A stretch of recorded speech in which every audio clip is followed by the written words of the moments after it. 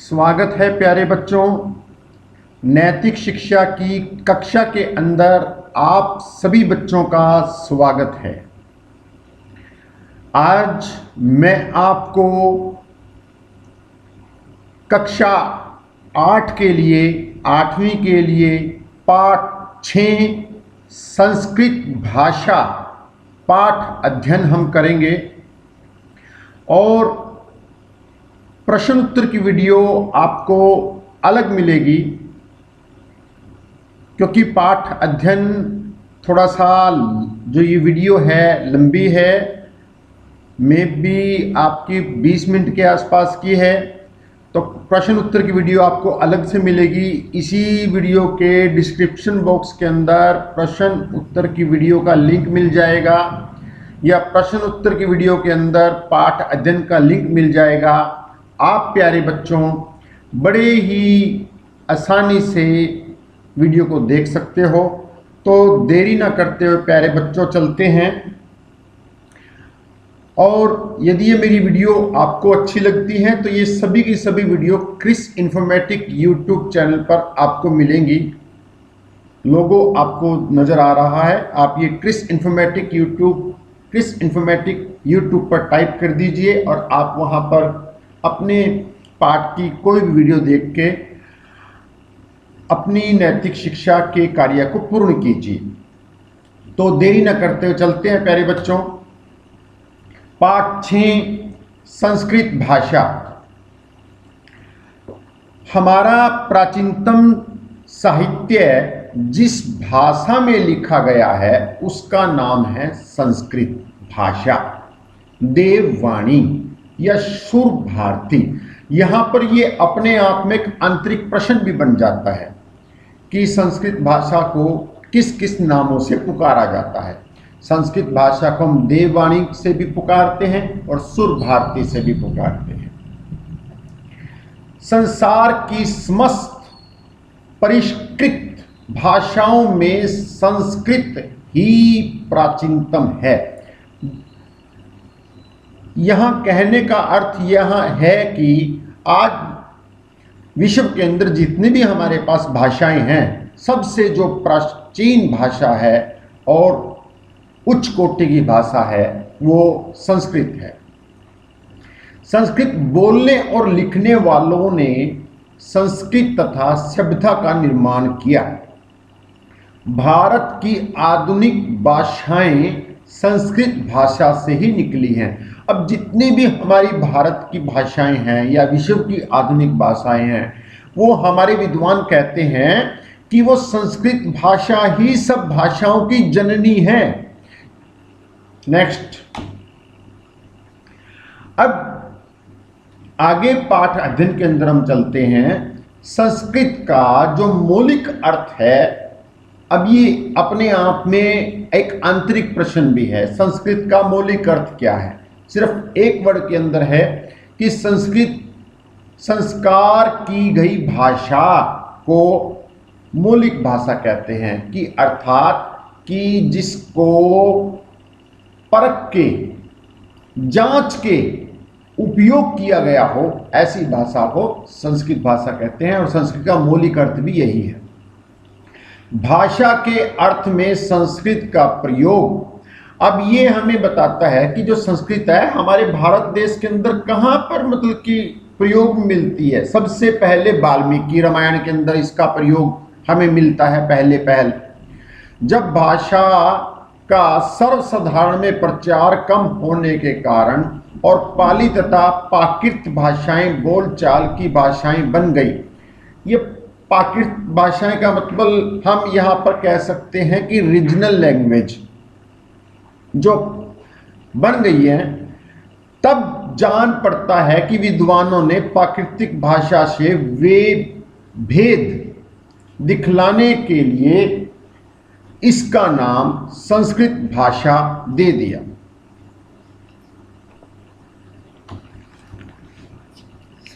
संस्कृत और भारतवासियों का माता और पुत्र का संबंध है।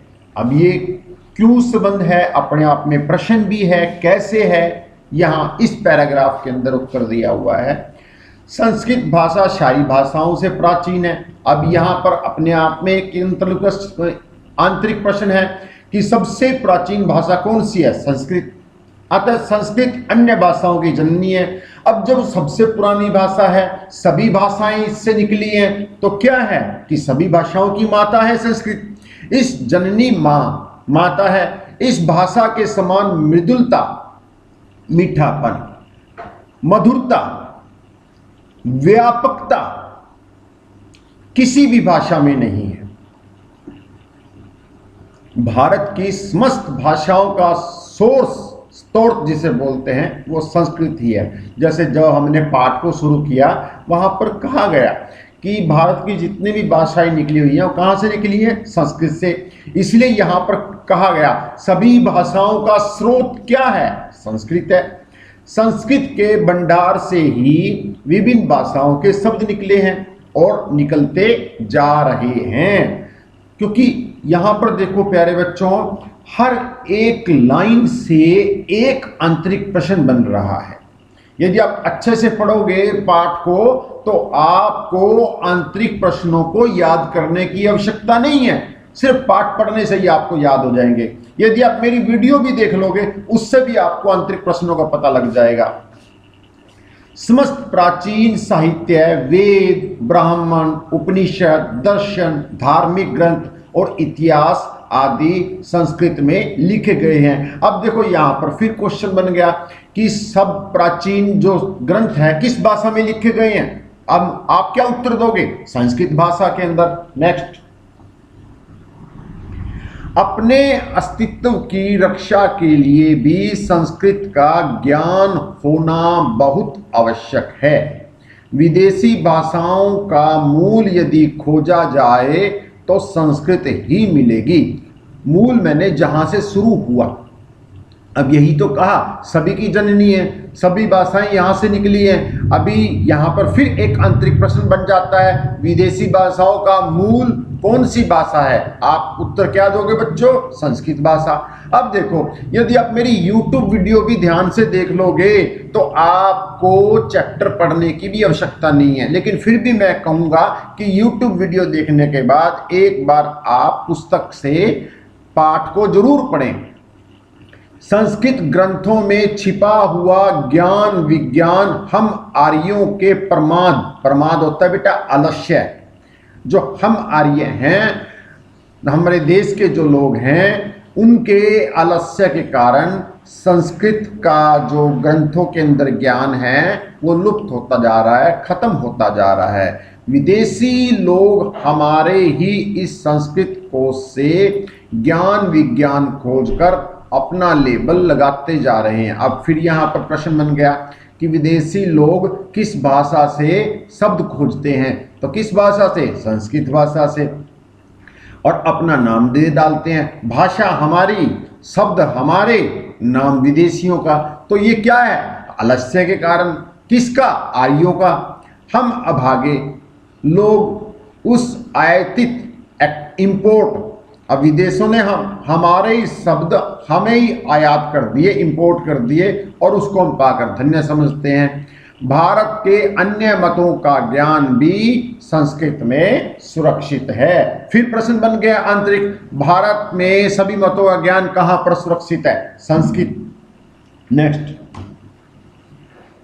जैनियों, बेटा अब यहां पर थोड़ा सा धर्म की बात आ जाती है कि हमारे जैन धर्म है, बौद्ध हैं, और जो उनका मूल ग्रंथ है, जहां से वो ग्रंथ स्टार्ट होते हैं, वो या तो प्राकृत और पाली भाषाओं में हो, किंतु उनके वस्तु विषय की सुरक्षा इन ग्रंथों में संस्कृत रूपांतर ने ही की है।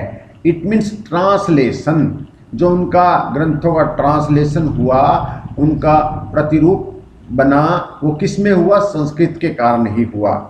उनमें जो कुछ वह पहले से ही संस्कृत में था संस्कृत में लिख दिया उन्होंने अपनी लैंग्वेज के अंदर। अब बात आती है गुरु गोविंद सिंह की। गुरु गोविंद सिंह जी संस्कृत के बड़े भगत थे। उन्होंने अपने कुछ शिष्यों को संस्कृत पढ़ने के लिए काशी भेजा। फिर आंतरिक प्रश्न बन गया, गुरु गोविंद सिंह ने अपने शिष्यों को क्या पढ़ने के लिए भेजा? संस्कृत। कहाँ भेजा? काशी। बड़ा आसान है। उनका 10वां ग्रंथ यद्यपि हिंदी में है, उनका 10वां ग्रंथ किस विषय पे है, किस भाषा में है? आप कहोगे हिंदी में, किंतु संस्कृत के ज्ञान के बिना उसे अच्छी तरह समझ पाना असंभव है। फिर आंतरिक प्रश्न बन गया कि गुरु गोविंद सिंह के 10वें ग्रंथ को किस भाषा के ज्ञान के बिना आप समझ नहीं सकते? क्या कहोगे? संस्कृत। गुरु जी के संस्कृत प्रेम के कारण ही प्रत्येक सिख रियासत में संस्कृत की निःशुल्क पाठशालाएं चलती रही। और गुरु जी ने अपनी रियासत में किस भाषा की पाठशालाएं चलाई? संस्कृत। नेक्स्ट, डॉक्टर राम मनोहर लोहिया भारत में अंग्रेजी के स्थान पर लोक भाषा की प्रतिष्ठा के पक्षपाती थे। अब फिर आंतरिक प्रश्न बन गया, भारत में अंग्रेजी के स्थान पर संस्कृत के कौन पक्षपाती थे? डॉक्टर राम मनोहर लोहिया। देखो प्यारे बच्चों, हर एक लाइन से एक आंतरिक प्रश्न निकल रहा है। यदि आप मेरी वीडियो ध्यान से सुनोगे तो आपको कुछ भी करने की आवश्यकता नहीं है। सिर्फ एक बार पुस्तक पढ़ने से आपका आंतरिक MCQ सारे का सारा त्याग। उनका कहना था कि भारत की सभी भाषाओं में संस्कृत के आधार पर नए नए शब्द बनाने की अपार क्षमता है। इसी कारण से तो विदेशी हमारी भाषाओं से नए नए शब्द निकालते हैं और हमें इंपोर्ट कर देते हैं, जैसा कि पीछे बताया गया।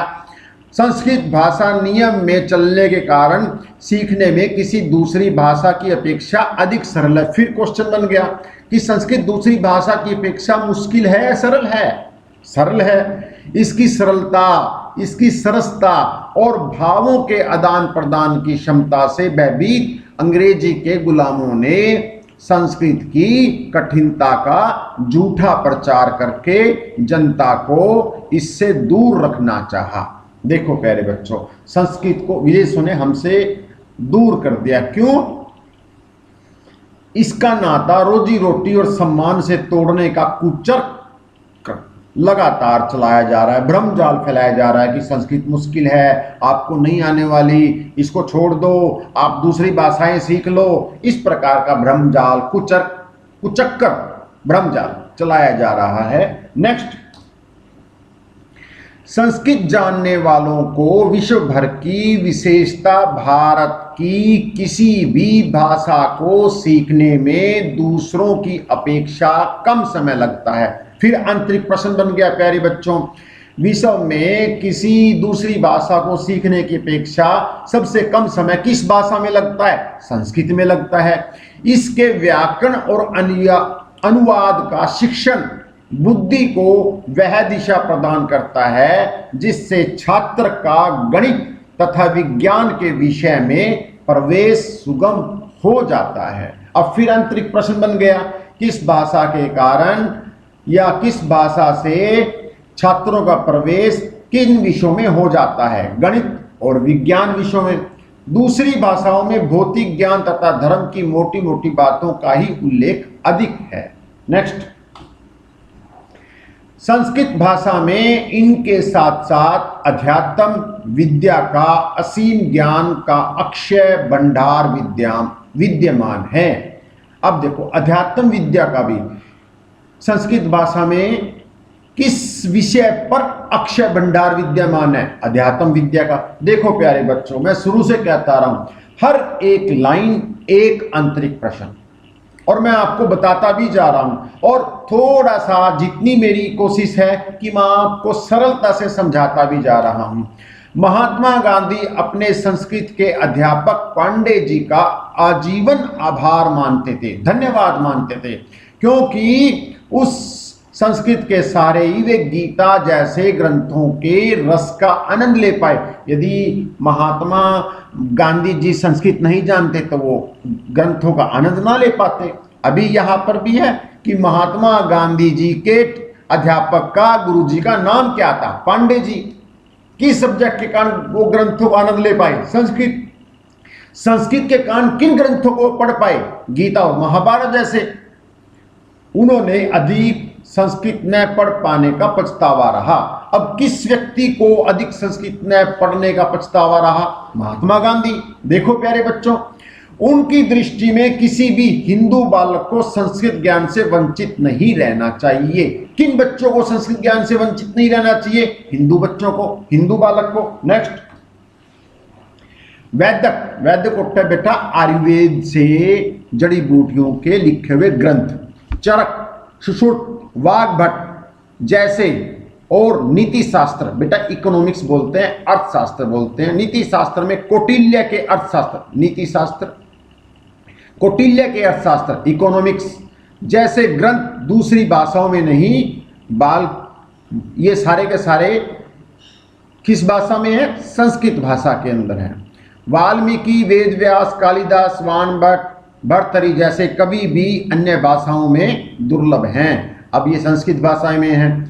ज्योतिष, तंत्र शास्त्र एवं कर्म कांड पर तो मानव संस्कृत का एकमात्र अधिकार है। एकमात्र अधिकार किन विषयों पर है? ज्योतिष, तंत्र शास्त्र, कर्म कांड पर। किस विषय का? संस्कृत भाषा का। अतः सभी को संस्कृत का अध्ययन अवश्य करना चाहिए। यदि किन्हीं व्यवस्थाओं के कारण हम विद्यालय में संस्कृत विषय को न ले पाए तो घर पर स्वयं अथवा किसी की सहायता से संस्कृत का अध्ययन अवश्य करना चाहिए। हेल्प लेनी चाहिए। घर पर मम्मी है, पापा है, कोई टीचर है, संस्कृत, चाहे आप नॉन मेडिकल के स्टूडेंट हो, कॉमर्स के स्टूडेंट हो। अब यहाँ पर कहने का अर्थ ये है कि संस्कृत भाषा कुछ ना कुछ अवश्य आनी चाहिए। यदि आप ना समझ सकें कोई बात नहीं, लेकिन कम से कम पढ़नी तो आनी चाहिए। नेक्स्ट, संस्कृत केवल हिंदुओं की भाषा है या संस्कृत साहित्य केवल हिंदू साहित्य, ऐसा कहना गलत है। यह तो पूरे विश्व की भाषा है, मानव मात्र की भाषा है। यहाँ पर फिर एक प्रश्न बन गया कि संस्कृत किन की भाषा है? मानव मात्र की भाषा है। और ये इंपॉर्टेंट प्रश्न भी है। ये तकरीबन प्रश्न आंतरिक प्रश्नों में आ जाता है। और सारे संसार का साहित्य है, सारे समाज का या आपने फिर प्रश्न बन गया, सारे संसार का साहित्य किस भाषा में है? संस्कृत भाषा में। इसे हिंदुओं की भाषा या हिंदू साहित्य इसलिए कह दिया क्योंकि आर्य समुदाय इसे अपनाता है। अब आर्यों का भी कई व्यक्ति गलत अर्थ निकालते हैं, तो मेरी दृष्टि में आर्य का अर्थ है, हिंदी अर्थ है, आर्य शब्द संस्कृत का है, लेकिन हिंदी अर्थ है श्रेष्ठ। जहां पर अच्छे व्यक्तियों का समूह हो उस समूह को आर्य समुदाय कहते हैं। नेक्स्ट, वास्तव में वेद से लेकर आज तक के संस्कृत साहित्य को पढ़ने का मानव मात्र को अधिकार है। संसार के विद्वान यह मानने लगे हैं कि कंप्यूटर के लिए भी सबसे सरल और उपयुक्त भाषा संस्कृत ही है। अब देखो, कंप्यूटर के लिए सबसे आसान भाषा कौन सी है? संस्कृत। यदि ऐसा हो जाए तो संस्कृत भाषा आज भी विश्व भाषा बन सकती है। फिर प्रश्न बन गया, विश्व भाषा कौन सी भाषा बन सकती है? संस्कृत। तो प्यारे बच्चों, यहां पर आपका पाठ 6 संस्कृत भाषा पूर्ण होता है। धन्यवाद बच्चों, आप सभी बच्चों को शुभ आशीर्वाद। और प्रश्न उत्तर की वीडियो में इसी वीडियो के डिस्क्रिप्शन बॉक्स के अंदर कल मैं डाल दूंगा आपको, आप वहां पर जाकर प्रश्न उत्तर की वीडियो देख सकते हो। फिर भी कोई आपको समस्या हो किसी चैप्टर के लिए, आप मुझे कमेंट जरूर करो। यदि आप मुझे कमेंट करोगे तो मैं आपके प्रश्नों का उत्तर जरूर दूंगा। थैंक यू बच्चों, आप सभी बच्चों को आशीर्वाद। आप हंसते रहें, खेलते रहें, आनंद में रहें। धन्यवाद बच्चों, धन्यवाद।